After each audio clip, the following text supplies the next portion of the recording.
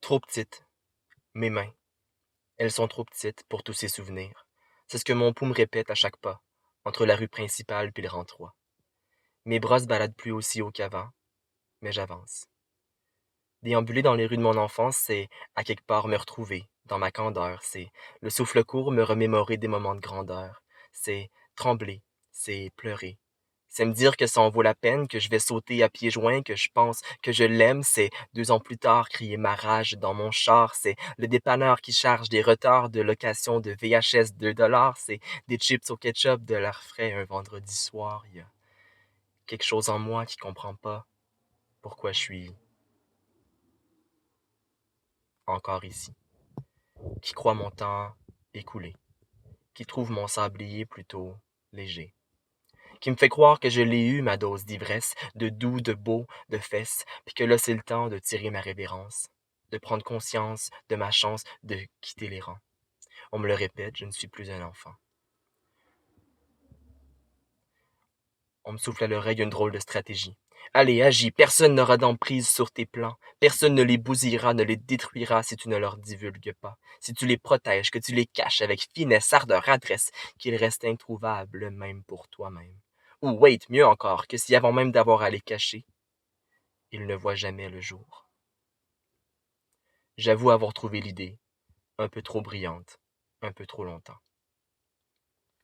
J'ai beau avoir essayé, je ne sais plus comment faire pour l'activer, ma machine à espoir. J'ai dû perdre son manuel d'instruction quelque part entre ma production écrite, mes rêves 2006, mes passions proscrites et la fille, l'enfant, le fils que nous ne filmerons, dessinerons, célébrerons jamais.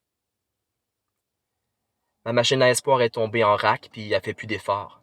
Il y a un bout que je l'ai croisé dans brume, elle s'est dissipée.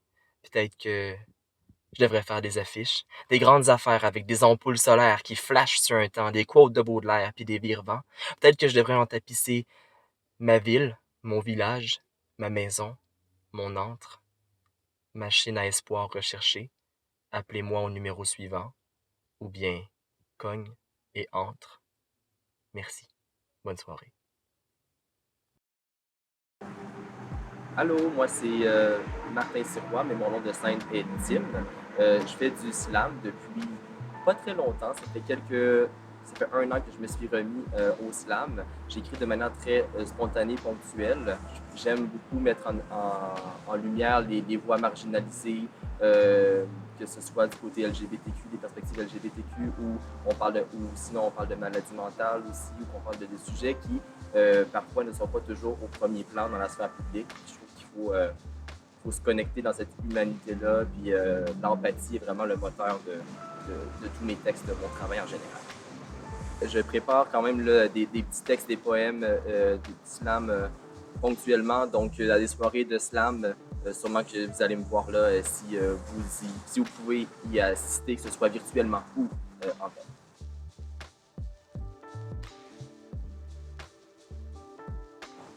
Donc, la liberté d'expression, pourquoi c'est important? Moi, de formation, je suis aussi enseignant.